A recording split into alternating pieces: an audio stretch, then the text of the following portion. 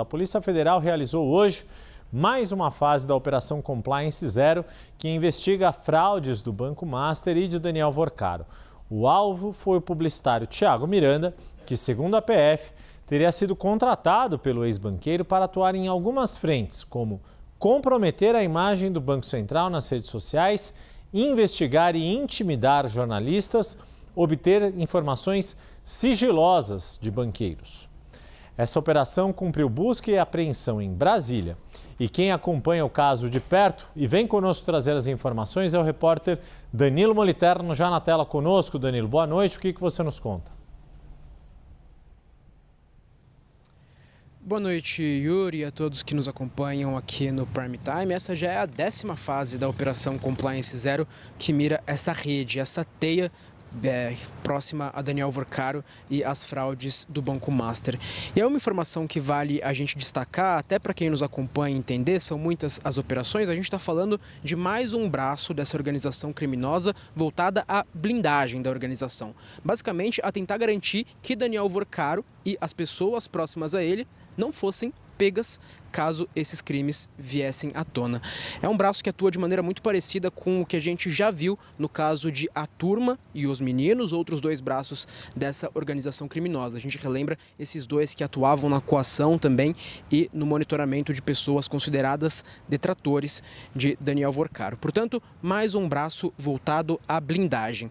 E aí vale a gente destacar as informações que a gente tem nessa operação de hoje. Foram cumpridos 2 mandados de busca e de apreensão, ambos aqui em Brasília, e o alvo foi, como você mencionou, Thiago Miranda, que é o dono da agência MIT, e esse ponto focal dessas operações que a gente conhece no dia de hoje.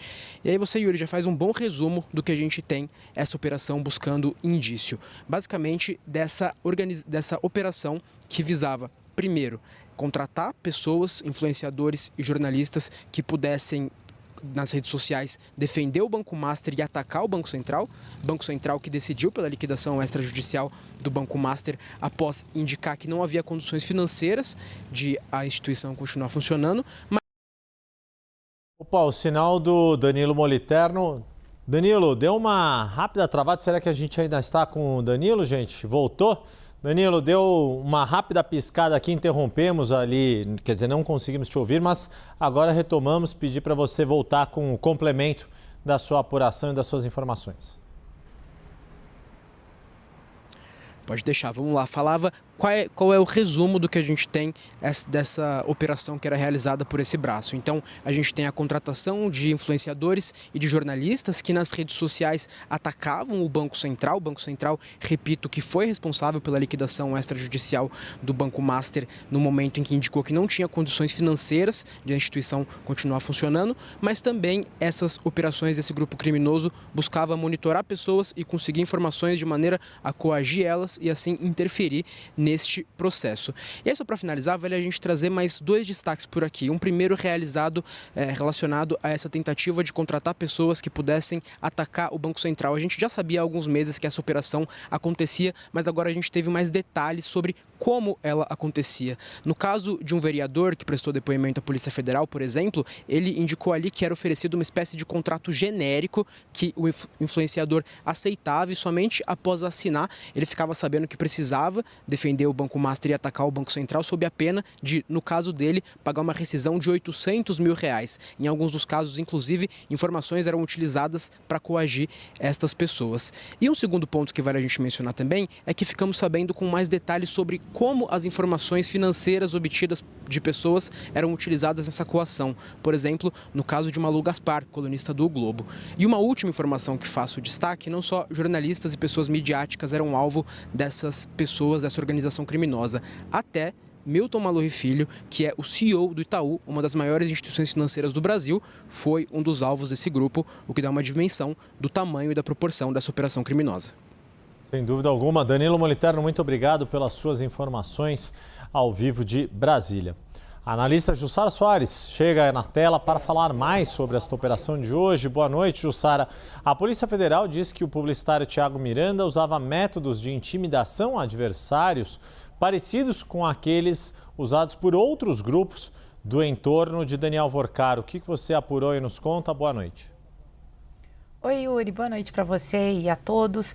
Yuri, nessa decisão que foi divulgada hoje pelo ministro André Mendonça, que é do Supremo Tribunal Federal, relator do caso Master no STF, e que autorizou essa operação de hoje, dessa nova fase da Operação Compliance Zero, ali num trecho, cita ali um trecho do relatório da Polícia Federal, dizendo exatamente isso, Yuri, que os métodos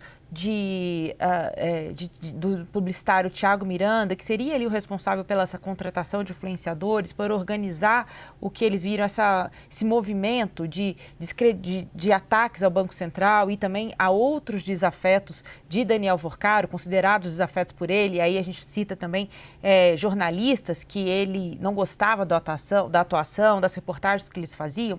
A Polícia Federal identificou semelhança no modo de atuação de Tiago Miranda com outros grupos ligados a Daniel Worcaro, como aqueles grupos identificados como a Turma e os Meninos. E aí do que se trata, né, segundo esse relatório da Polícia Federal? Fala justamente de que ele usa os mesmos mecanismos de coação, intimidação e acesso a dados sigilosos. A Polícia Federal, nesse relatório, diz que não encontrou nenhum vínculo operacional do publicitário Tiago Miranda, que atuava ali para Daniel Worcaro, com esses grupos, tipo a Turma e os Meninos, mas vê semelhança no modo como ele atuava. Bem, só para lembrar, os integrantes do chamado grupo A Turma e de Os Meninos foram alvos de outras fases da Operação Compliance Zero. O grupo A Turma, ele que buscava informações de dados sigilosos, inclusive da própria acesso a dados da própria investigação, e esse grupo Os Meninos era um outro grupo também ligado a Daniel Worcaro, segundo a Polícia Federal, que atuava mais numa questão na parte de tecnologia e buscando também acessos via acesso hacker. Então, também são esses dois grupos. Então, a Polícia Federal, como eu te disse, não viu vínculo direto entre Tiago Miranda e esses outros dois grupos, mas vê semelhança nessa atuação, com coação, intimidação e acesso a dados sigilosos. Então, esse é um ponto importante dessa nova fase da Operação Compliance Zero. Chegou a 10ª fase da operação, autorizada pelo ministro André Mendonça, que é o relator desse caso no Supremo Tribunal Federal. Bem, agora tem a própria Polícia Federal ainda vai avançar, tem um detalhe curioso dessa operação de hoje, porque geralmente a gente acorda com a operação em curso. Essa operação, embora tenha sido autorizada ontem pelo ministro André Mendonça, ela só foi realizada hoje à tarde, e aí foi uma decisão da própria Polícia Federal que viu neste horário a melhor oportunidade para cumprir esse mandato. Muito obrigado, Jussara Soares. Voltamos a conversar em instantes aqui. E para registrar em nome do bom jornalismo, em nota, a defesa de Tiago Miranda nega qualquer irregularidade, diz que ele sempre atuou profissionalmente, com transparência e respeito às instituições, não tendo praticado atos criminosos. E vale dizer também em relação ao jornalismo. A pessoa pode até se intitular jornalista, mas se recebe para falar mal de alguém, independentemente dos fatos, pode se chamar do que quiser. Mas jornalismo não é o que ela faz. Quem faz jornalismo são pessoas profissionais, como Malu Gaspar, a quem fica a nossa solidariedade.